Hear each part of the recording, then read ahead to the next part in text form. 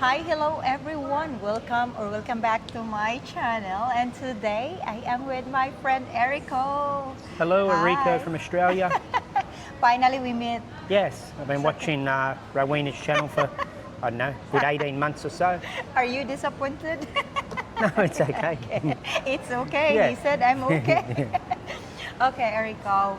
How many times you been in the Philippines? I've been here 6 times. The first 2 or 3 times were a little bit shorter, but 23 and 2024 and 2025 have all been a little, when I say longer visits, like well over sort of 2 weeks. But yeah, so I've been... 2 weeks for the first time you were here. Yeah, the first times I was here, first couple of times around 11 and 12 days, and then ever since it's been 2 weeks plus the following 4 times. Yeah. 6 times, wow. It seems like you really like Philippines. Yeah, I feel at home here. I feel more at home here than sometimes I do in my own place, own country. Anyway, where are you from? Introduce yourself more to our viewers anyway. I'm from Australia, people. Originally from Sydney, which is pretty much the biggest capital city in Australia. Some people might argue Melbourne's bigger and better. I think they might have more cafes. I haven't spent a lot of time in Melbourne. But Sydney's one of the well-known parts of Australia. I was from there originally, and then I've been living in a town called Taree, around 3 to 5 hours drive from Sydney, since I was 15. Okay. How you discovered Philippines, for the first time you traveled? Well, I think I've sort of discovered it through Filipino friends in my area, even though I live in a smaller sort of area, maybe 20,000 population. I think there'd have to be at least 600 or 700 people out of 20 to 30,000. Yeah, many families. Wow. Like now, not so much, because a lot were from Salai City where I visited, and then some ladies I know there are from Cebu. And yeah, since the 1990s when I moved to the area, I had some Filipino friends, and then I've sort of later become friends with their parents as I get older, that age. And then, yeah, I discover it through that, and then getting pen pals through them, and then just started coming here. Oh, so for the first time being in here, way back, how long, what year was that? July 2009. Wow, so what was your first impression about Philippines? Oh, I'm still young enough now, but I'm younger then, very, very early 30s, 31 I believe. And then was way young. Yeah, and I actually just like the fun, really. It seemed like a free, Australia's free, we've got big land and everything, but a lot of things are, many rules in Australia now. Rules, there's nothing wrong with the rules. We have to stop people doing the wrong thing, but I think because some people are not having a common sense now, there's more rules. But I felt in the Philippines, a lot of the rules are just a little bit more like guidelines, and it felt more fun to be able to just ride freely on tricycles and things like that, and not be closed into a car. Like in Australia, you have to be in like a capsule all the time, and your seatbelt even slip down on your shoulder a bit, you're going to get a big fine and all this. I just feel a bit freer in the Philippines, and I feel people smile at you more and more welcoming with meals. I feel the people in the Philippines are same as the people probably a little bit older than my generation, like my older cousins and my aunties and grandparents who passed away. I feel everyone in the Philippines has the old school manners of how Australians were 30 years ago. It reminds me of growing up in Sydney in the 1990s a little bit. So you looking at Filipino people positively, how the Filipino people usually make you feel wherever you travel in different areas in the Philippines? Oh, they make me feel just welcome, whether it's here or even my Filipino friends in Australia. Like, they treat me like it's the Philippines. They'll give me food in their cafes and whatever, and it's the same here, but amplified, because obviously you're running into 100,000, 200,000 different Filipinos, because it's a big populated area, the country itself, and just everywhere I go, people are giving me food. Like some people say, "Oh, be careful, people want your money and this and that." I mean, some may, but I Have mean, you encountered those people? what's that? The people that will take advantage of you and, you know, Maybe they try to. your kindness. you Some know. may try to a little bit, but not in a You're big way. way more aware. I really don't blame them because I mean Yeah. they've got to survive, but I mean I have to survive too. I just have a simple Yes. job as a taxi driver, so I just decline. Like you know, like if Say no. I know someone's overcharging, I just decline. Yes. But I mean, the same thing happened in Australia. We're just a bit more More. careful because the laws are stricter. Yeah, here. But I mean, as a taxi driver, I know not all taxi drivers are honest, and in Australia, so I mean, I'm not worried if someone tries to overcharge me 20 pesos. Yes. I really don't care. As As long as people are not nasty or trying to rob or Yes. something. What is your advice for foreigners coming here in the Philippines that might encounter those situations that you had? Just How either, to handle it, you know? if it's a small thing and you can deal with it, maybe just put up with it, or maybe to let them know they can't do it all the time. Yes. Just be polite and just say, no, I think it's too much or whatever, and just move on and go to someone that's going to do the right thing. You know, and the ones that do the right thing, if you can afford, I think, if you know someone is being honest, maybe give them a 50 peso tip or a 100 peso tip to encourage encourage their good work. Yeah. So, if you don't mind me asking, have you ever had a Filipina girlfriend? I had a Filipino wife, and yeah. Really? Yeah. Oh, wow. Yeah. So how yeah. long was that, if you don't mind me asking?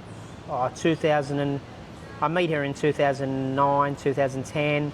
We met her in 2009, but then we sort of start hanging out here 2010, more so, and then we married 2012 till 2016. But yeah, things happen. But I'm still very good friends with her family and friends around here. As far as I'm concerned, they're family. So yeah. That's very uncommon, you know, being a friend with her Yeah, family. I've got no problem there. So in general, as many times you encountered many Filipino people. So let's talk about Filipinas, specifically for women Yes. here in the Philippines. What are the traits or behavior characteristic they kind of like stand out as women? I think they're more ladylike. Nothing against my Australian friends. I have a lot Yeah. of female friends in Australia who are still feminine, but I mean, Yeah. but a lot of them have travelled, so they've probably picked up different ways of life. But I find some of the younger Australian women, when I say young, that probably includes anyone up to about 60, because you know they're young, like just a younger way of thinking.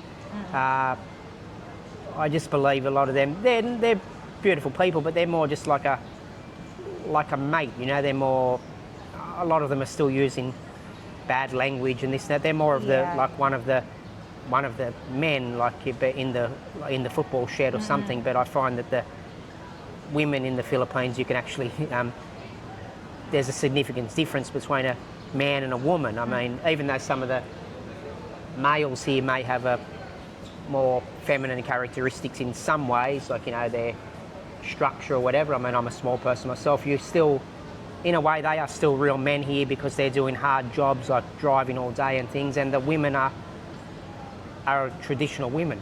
So are you telling me it's more attractive? So the roles, you know what a man is, you know what a woman is. Whereas I think a lot of the women in the West are trying to be like men. Yeah, that's hard. I don't want to be a man. All this, you know, everything has to be equal. There's nothing wrong with equality, but equality is great. You know, treat each other equal. But biologically, we are different people. You know?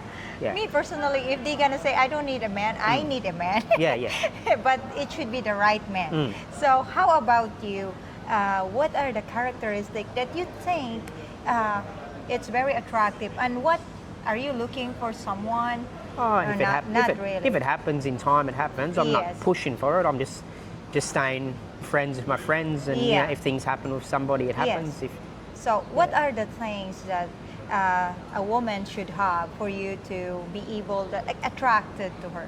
I think probably honesty. Doesn't mean you can never tell a white lie, or you have to you know, tell everyone everything about you. I don't, you know, honesty is what you think of it, I guess. But I think honesty is in you should not backstab people, or you shouldn't, you know, try to take from people poorer than you. You know, just have morals in the way of honesty when it comes to you know, not stealing and that, and and be feminine, and don't have to do everything. Like the man can share things, whether it's cooking or whatever, but just be respectful to everyone, whether it's your husband, whether it's your husband's friends, whether it's your own friends. Just be a respectful person, and have your own boundaries, not as to how you let people treat you. Like, you know, maybe tell people if they're, you know, it's up to you how you feel about things, but if you're offended by bad language or then and someone swear around you, just say, oh, do you mind not swearing in front of me? Or if you have a child, don't swear in front of the child. Or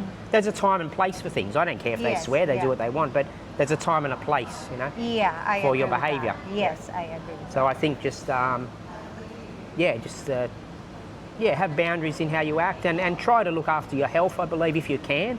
I mean, we all have to work hard. I mean, I should be working a lot harder. I have to do more when I get back to Australia. But I think even if you're working 50 hours, 60 hours a week, we have to, unless you're doing a physical job or you're a gym instructor, I think for our own health and mental health, I think we should be out there trying to do some exercise, you know, whether it's outside spinning a stick around, it could be a martial arts thing, you could be playing tennis, you could be, but try to do something physical for the mind and the body. Yes, it helps. Yes.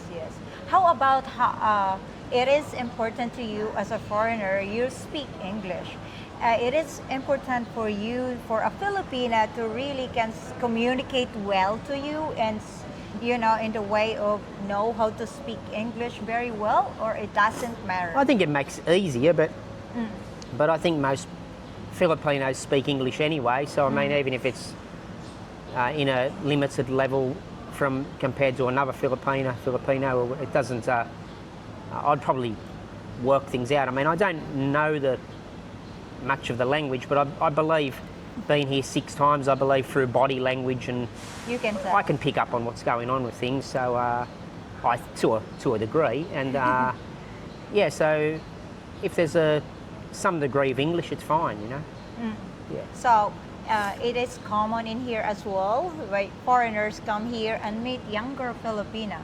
Yeah, correct. Like, what is too young and what is too old for you, if ever? Really up to the individual, isn't it? Like it doesn't matter. I mean, if someone is mature and they're 18 or 19, I mean, and someone's 40 or 50, I mean, there's no really problem in my eyes. But then by the same thing, I think if someone's like 18 and myself, my age, mid to late 40s, or someone 50 or 60, I think, I mean, if that works out, it works out. But I'm thinking, are they necessarily doing it for the right reason? Because is there going to be a common interest? Yeah, I agree with that. Will we? It doesn't matter if it's just based on a physical attraction and that's what they want. Well, good luck to them. They're all adults. Be honest about it, but don't necessarily kid yourself thinking that if you're 90 years old, you're going to have the same interests as, like in music or television or whatever, as a 19-year-old, you know? I got your point, and I really agree with you. But at the end of the day, it doesn't matter, as long as... But if you love each other and that's what you want, well then, do what you want. Don't let people judge. But do it from a kind heart. If you know in your own heart, if you're coming here just to take advantage of the situation, I'd say go somewhere else. You're not welcome. But if you're doing it from a kind heart and love, well then see what happens. Genuine intention, I would say.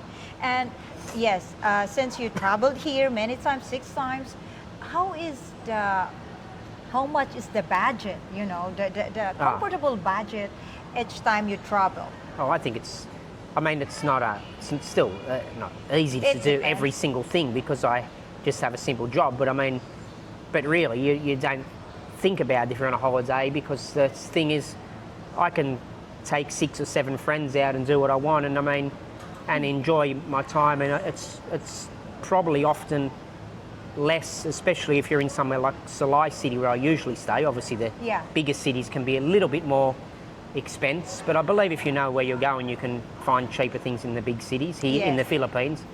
But yeah, I can enjoy myself 6 times, or enjoy myself once with 6 people, 7 people in the Philippines, especially in the areas of Negros Occidental. It's kind of province, right?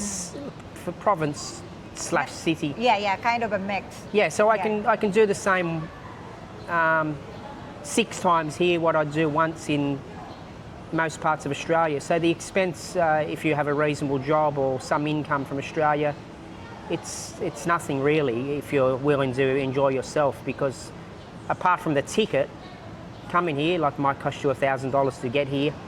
But if you went to Sydney, I mean, I don't drink or gamble or anything like that, but even if you want to just have a nice weekend having seafoods and maybe go and stay in a moderate motel in the middle of Sydney or Gold Coast, it's probably going to cost you as much or more as it costs for me to fly here.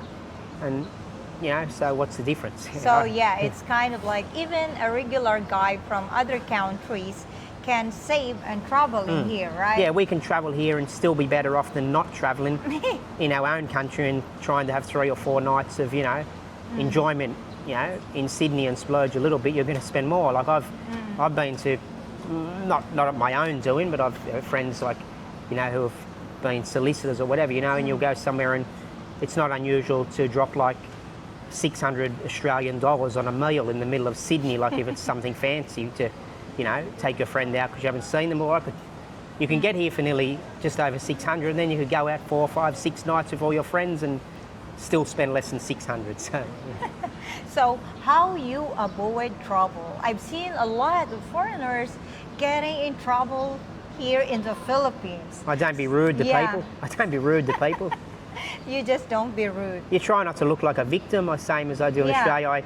I probably walk a little bit quicker, but it's a bit of a, sometimes if I'm not familiar, but that's a little bit of a tactic, because I think if I'm walking quicker and then, most Filipinos seem to walk a bit slow. And if I'm walking quick and then there's someone walking quick behind me, which hasn't really happened yet, I think, the guy's probably following me.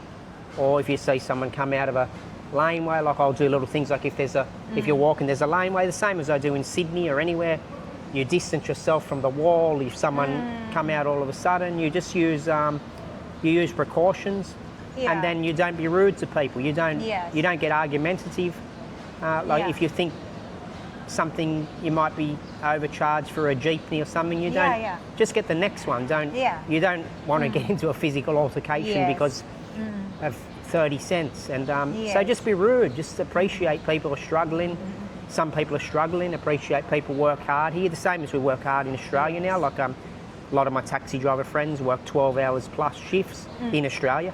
So just treat people with respect. Yes, I agree. So which places you can recommend that you visited already and it seems like affordable and it's nice? Well, I haven't been to everywhere, but I've been into the cities here, which are a little bit more expensive, but they're still okay. I've been to places like Makati and Maladi, which are more a bit of like a party areas of Manila, but just to have a look. But there's even things there which are a little bit more expensive, like the fill-in station, because it's more American based, but it's still for foreigners, it's still okay. BGC, you went to BGC, right? But you'll still get meals for like, say, $20 Australian or around 800 pesos, and it's still for one person. Yeah, for one person in the more expensive areas. But it's still nice to experience. Like if you go to the fill-in station in Makati, you'd have all the beautiful American memorabilia or Elvis Presley and all that. You go to BGC, it's beautifully lit up. I've never been in that place though. Yeah. So I'd say everything for the experience, go everywhere, and it's going to be affordable for 1 or 2 nights. And then if you're on a bit of a budget, spend the majority of the time in the provinces. Like where I go, I think it is a city, but it's a city within a province, Silay City, I believe. Silay is in Negros, yeah, right? Negros Occidental. I believe Toledo City, I haven't been there yet, but not far from Cebu. I watch other YouTubers who are from there, Filipina Elated, Filipina Wanderer. Elated, and the real Filipina, Gigi. Anyway, shout out to any of them and whoever I haven't mentioned. Yeah. But I believe some of the areas they are in Toledo City is pretty... You went to Toledo? No, I haven't been to Toledo. But I believe from what I see it's affordable too, like the trike rides and all that, tricycle rides. Can you see yourself living here in the Philippines? Yeah, possibly one day, or even now, like, in the not too distant future, maybe sort of close to half and half, like maybe work 8 months in Australia and then do something here sideline, like maybe a YouTube or some martial arts or something, and stay here maybe 3 to 5 months a year and stay in Australia 7 to 9 months, and sort of enjoy both cultures. So let's not forget about your channel. Tell them about your channel. My channel is called Erico the Cabbie. Yes, I will put the link here. Yeah, it's just a pretty eclectic sort of channel. In other words, it's a bit of this, a bit of that. It's called the Cabbie. I was sort of more based on filming in the taxi, but sometimes foreigners and all, they probably see the channel's big or get to know you. They're a little bit shy to be on camera, whereas I find the Filipinos don't mind the camera. So actually a lot of the uploads are just at the moment unedited little uploads, mainly from the Philippines. Some stuff of me in the taxi in Australia. We're not allowed to film when we're driving, but it's just stuff of me finishing my shift and that sort of thing. Yeah, I saw it. And then live streams, often in my live stream, just me in the kitchen having a cup of tea, but it's just to say hello to my viewers. Yes. So it's just an eclectic channel, and it'll grow in its own. Guys, It'll grow in its own direction. Yes, please do support Erico's channel. You know, like and subscribe is not gonna hurt you. No, it doesn't cost anything. It's just a bit. It helps build it. Yeah. Okay, this is the last one. Describe Philippines and the Filipino people in one word. I think authentic in a way. I think what you see is what you get here. I think it's authentic in a way. Some people say, "Oh, this is going to happen. You're going to get scammed." I don't know. I don't think that happens. I don't really think that happens much. I think it probably happens as much or more in Australia. It's just we probably monitor a bit more there because cameras and everything. But yeah, I think the general person here is authentic and honest people, and God-fearing and loving human beings. Thank you so much, and the city has a lot to offer. Like there's a lot of busy things you'll see the same as Sydney or anywhere in the west, but there's also, even in the cities, you go into the parks and that they're beautiful, and you have even a lot of the buildings. They're big cities there.